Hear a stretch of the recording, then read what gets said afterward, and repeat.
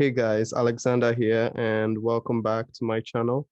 In a bid to read more books, one of the ways that I found worked for me was to reduce the number of huge books that I read. So that way, the time I would have spent reading one giant book, I could spend that reading two or three smaller ones.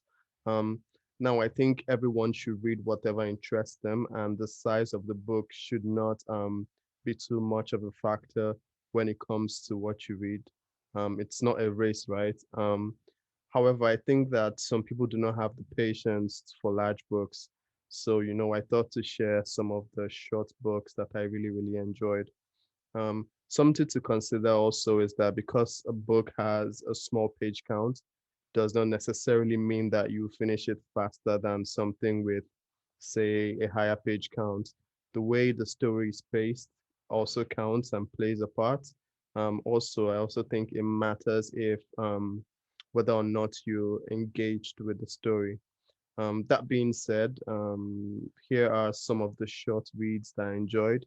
I might try to rank them in the order that I enjoyed them. So yeah, let's get into the list. Number five is I, Robot.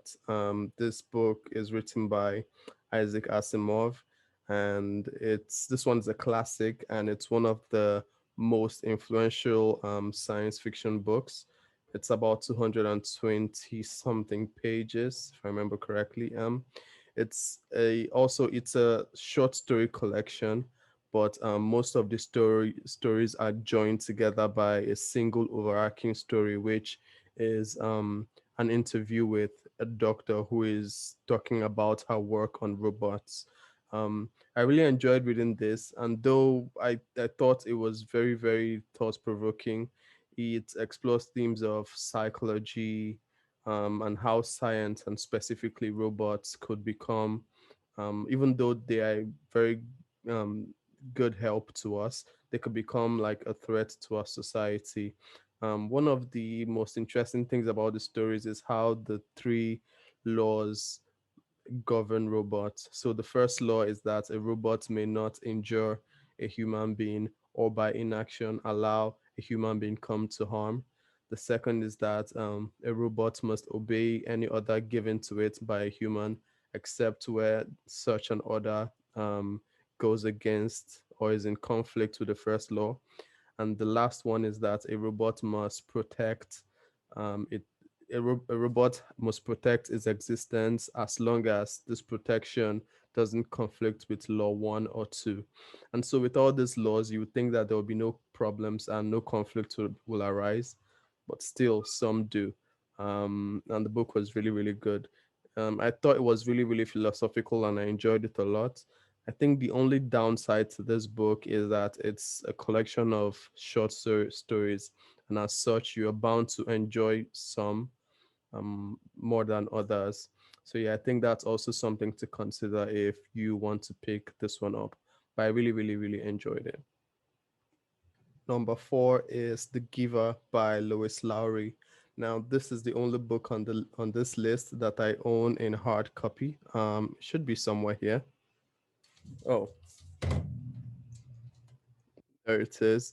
It's about 170 pages and it's dystopian fiction. This book is really popular. It's won a lot of awards and not a lot. I don't know if he won a lot, but he did win one. Has this badge here, so I guess that's an award, even though I can't exactly read what award it is. But anyways, by their very nature, dystopian books are dark. So if you're trying to avoid dark books, I guess you would want to consider that. The story follows Jonas, who lives in this dystopian society where emotions are almost non-existent. Jonas is now comes to the age where he gets an assignment, and this assignment is like their job. It's basically given by a committee of elders who observe all the students and assigns them what is most fitting. Jonas is then selected as his assignment to be the receiver of memory. And basically, in this world, there's one person who holds all the memories of the world, and that's what Jonas gets selected to be. As Jonas starts his training, he starts to receive all the memories from the last person who held the position, and in the process, he finds that the world he lived in wasn't at all like he thought it was. So I enjoyed this one a lot. It made me question a lot of the rules set by society and why they are in place in the first place. Something I thought was really interesting was how in this world there is no chaos because they've extracted all the emotions out of it. There is no chaos, there are no wars, there are no conflicts or anything like that. And the price they had to pay for living in a world that was that perfect and safe was that they've extracted all the good emotions out of it too. So there is no feeling of love, family, and stuff like that. So everything is just bland and watered down. So it made me think about would that really be, are we as humans going to want to pay that price if it meant that we would be free of wars, chaos, and all the kinds of conflicts that we have in our society today? It was something that I really, really, really thought about while reading the book. Number three is Holds by Louis Saka. This one is about 233 pages, and man, this is one of my all-time favorites. And it tells the story of a teenager, Stanley Yelnats, who is from a poor family. And if you can't tell, Yelnats is Stanley spelled backwards. Anyways, he's walking home from school one day, and a pair of shoes fall on him, and then he's wrongfully convicted for stealing those shoes. As punishment, he's sent to a juvenile corrections facility in the middle of the desert with nothing around besides rattlesnakes and very, very poisonous lizards. And so every day, as punishment, Stanley is supposed to dig a hole. The hole is supposed to be 5 foot deep and 5 foot wide. And this exercise is supposed to build his character. As the story progresses, we find that the warden of the camp might have other reasons for asking them to dig those holes every single day. So I think this book explores themes of adversity, choices, and the idea of luck and fairness. The writing I thought was a bit strange, a bit different from all the other kinds of writings that I'd experienced, but it's clever and it definitely works for the story. I think the ending was perfect too. It turns out the book has a movie adaptation, even though I've not seen it and I've heard it's really, really good. So it's something that it's worth mentioning too, I guess. Number two, The Outsiders by S.E. Hinton. This one is about 190 pages. It follows the main character, Ponyboy, who lives with his two brothers, Dari and Soda Pop. Their parents were killed in a car crash, so they basically just live on their own, and they're part of a gang called the Greasers, which is sort of like their dysfunctional extended family. And we see that gang culture has influenced their lifestyle a lot. And in this society, there's a rival gang. They have a rival gang called the Sox. And this gang is supposed to be of a higher class than the Greasers. So the plot kicks off when Ponyboy and Johnny, members of the Greasers, and they are ambushed by members of the rival gang, which is the Sox. And in self defense, Johnny stabs one of the other gang members, and they both have to run into hiding. That's Johnny and Ponyboy. So I think this book was really, really well written, and it's such a sad book. Like I feel like if I had to make a list of the sad books that I have ever read, this would be part of them, and it gives us a glimpse into gang culture, and I think it's a really, really important story that needed to be told. Number one, last but not the least, The Sense of an Ending by Julian Barnes. So this one I believe is the shortest of them all.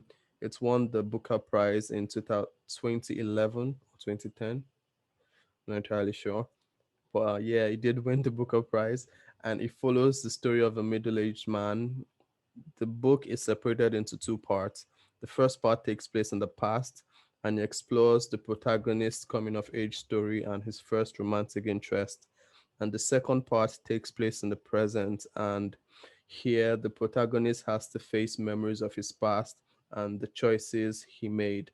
What kicks this off is him receiving a letter from a lawyer, and the mother of his ex from many years ago had left some money for him, and he wonders why she would leave him anything. And then he goes on a quest to try and reconnect with his past to find out why she did what she did. I love this book mainly for two reasons.